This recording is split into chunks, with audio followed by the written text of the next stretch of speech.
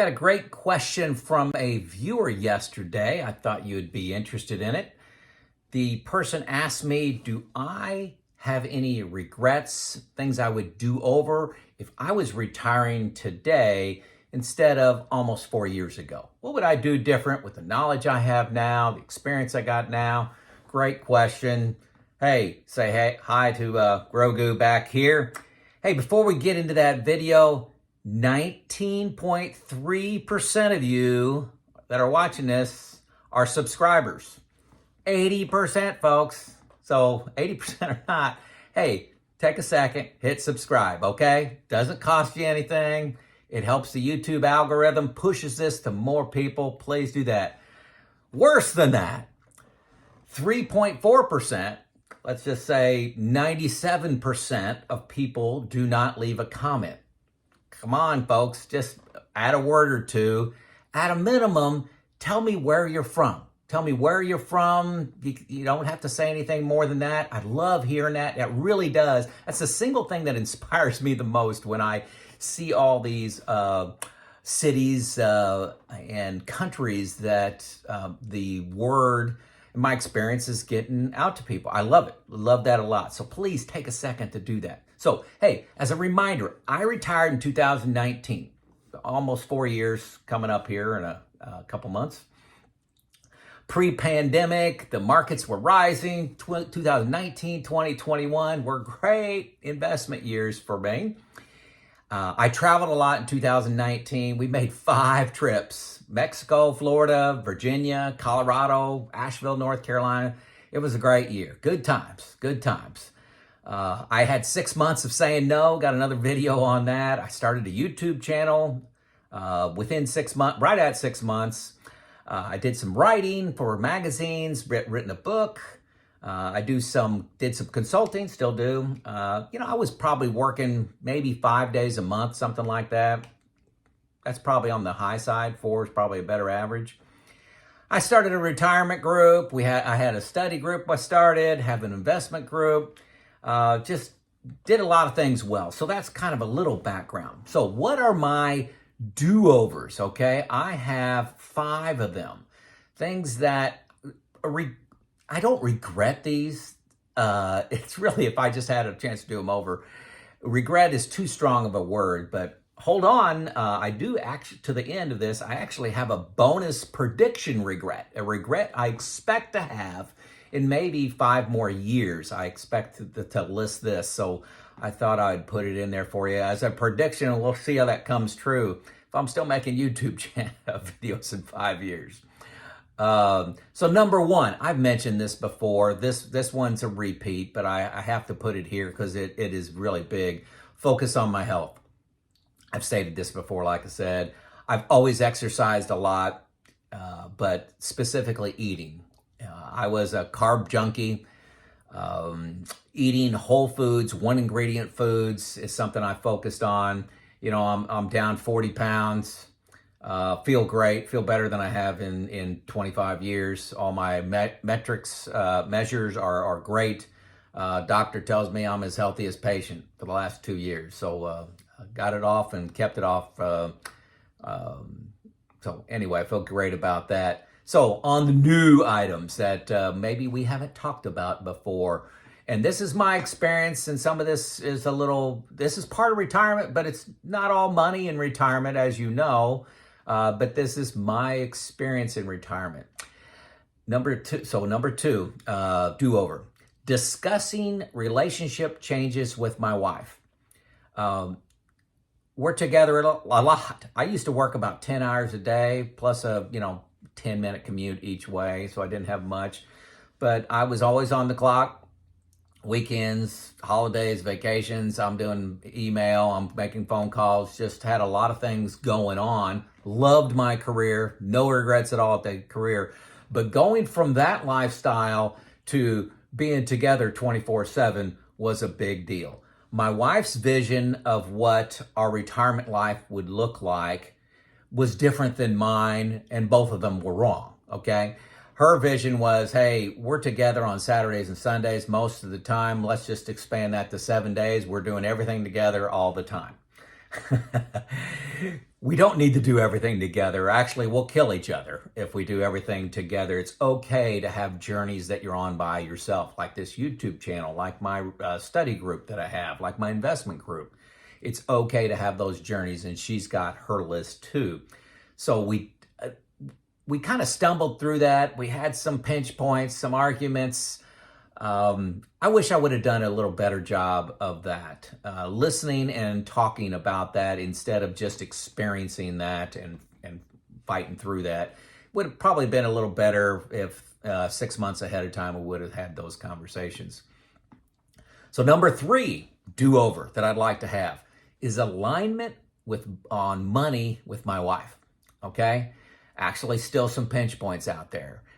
We agreed on probably 85% of things, but here's an example.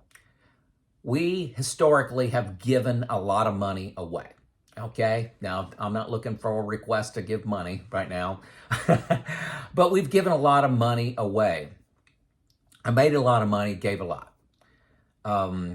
But currently given about half of what I used to give. Now, remember, I'm not working now. You know, it seems obvious to me that if I'm not working, not bringing in the income that I used to have and living off savings, that we won't be giving away the same amount. That seemed obvious to me. Well, it wasn't obvious to my wife. And that was probably one of the bigger arguments we had about money, was giving, because, you know, for 32 years, we were big givers. And now we're still a big giver, I would say. I know we are. But it's less, and that was pretty traumatic. I would say more for my wife than myself. So another example is optional spending during down markets. For example, 2022. We've got a down market. You know, my investments are down, especially bucket 2 bucket 2 a lot, bucket 3 a whole lot. And we've actually had a wedding this year. My daughter got married, and we bought a car this year, all planned, all in my bucket 1 money. But there's other things to spend money on that are optional, like, hey, we want to refurbish our kitchen. Well, now's not the year to do that. Okay, you know, do that during good times. We've had some special one-time costs that we knew were going to happen. The market's down, inflation's up. Now's not the time to do those optional things. Now, we are still continuing to live our lives. I've made very little lifestyle changes. We're still traveling, going on vacation, spending money, going out to eat, doing all those things. But hey, now's not the time to spend $10,000 redoing, you know, the kitchen cabinets or something like that, or, you know, something that's in perfectly working shape now. It's just not in style. So I'm not trying to paint my wife as evil here. It's just that wasn't that alignment on what spending would be like in a bear market and then in a bull market. So that's a conversation I wish we would have done, you know.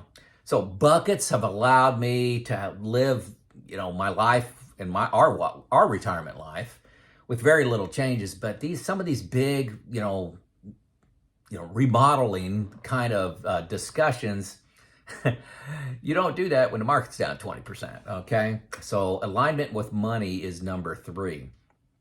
Number 4, stressing the decision to retire. I mean, I'm telling you, the last 2 years that I was working, you know, the stress just kind of elevated. I was doing all kinds of analysis, all kinds of spreadsheets, talking to financial advisors. I spent a lot of time worrying, trying to understand, maybe I should work longer. And folks, it always freaking makes sense to work another year financially. Financially always makes sense. Sometimes you look stupid for it financially. But life's more than just finances. So can't say I overly stressed it, but looking back on it, I'm like, why did I stress this at all? And I'm telling you, I'm not trying just to be a PR person, but I had not discovered New Retirement software. NewRetirement.com is a software package I use. There's a link below. Please don't just go alone with spreadsheets. and doing this retirement journey on your own without a peer group to run your finances by, an individual, a phone a friend, or financial advisor. New Retirement is a great software package and gives me great confidence added to my spreadsheets that I do have. I am an engineer. But that really helped. Look at the link, 2 weeks free. I think they got it. I know they do. They got a special going on right now. After your 2 weeks, if you want to sign up, it's $96. That's 22% off or something like that.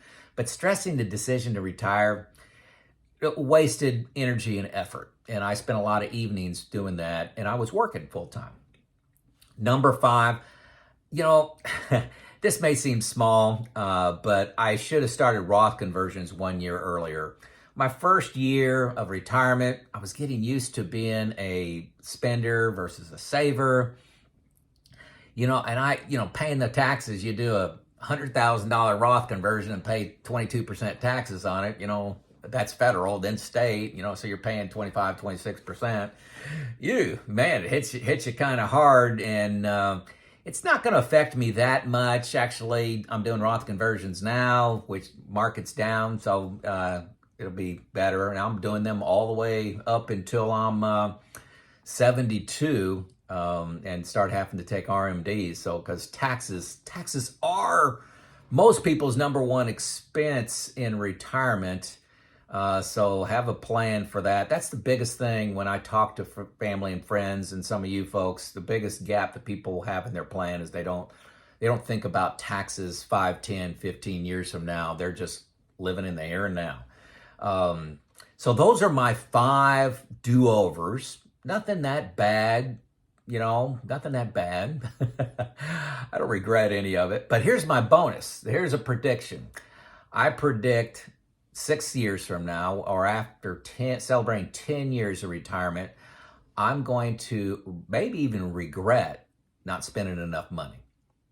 It is very hard for you folks out there that think you can just turn a switch and go from earning $100,000 a year, 120, 130 as a couple, whatever it is, to automatically becoming a spender when the market's fluctuating. Most people can't do that. I can't do that. It's kind of like you're playing a little defense, and it's only going to be evident in hindsight if I made a mistake and didn't spend enough, because you don't know what the market's going to return. If the market returns 0 for the next 10 years, I may have spent a little too much money. Who knows what inflation's going to be? So it's only a hindsight number. But it is challenging to know how much to spend. So that's a prediction I've got for 6 years from now. Hey, noticeably missing from this list, and I talk to a lot of folks, get a lot of comments on videos, missing from the list. I wish I would have retired a year earlier. I didn't say that. That's not true. I reached financial independence at 52, but I retired at 54. I loved my last job. Very challenging, very intense, but very rewarding, very fulfilling. Great stories, great impact. I love it. Also missing from the list is I wish I would have worked 1 more year or gone to part-time. I was offered to work 2 days a week, but I wanted to start a business. That was just on my bucket list to do. It's always, like I said earlier, it's always going to make financial sense to work another year, but you're giving up your youngest year, probably your most healthy year for most individuals.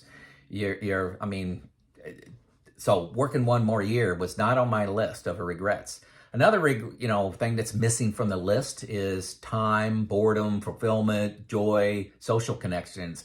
I did really well on those. And a lot of people, have problems with those. What are they going to do with their time? They're bored. They're not fulfilled. I did really well, I think. So for you folks that are retired, what regret or do-over would you list on your actions, around retirement? So what would you do over differently? Let us know in the comments. Maybe I'll make a video out of it.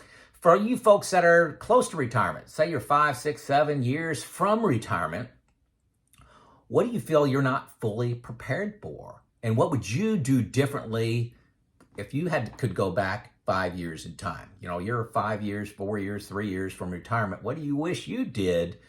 What may be a regret? Maybe that's a little strong, but let me know in the comments, okay? So, hey, you know, that's it. That's my list of regrets. This is Joe out.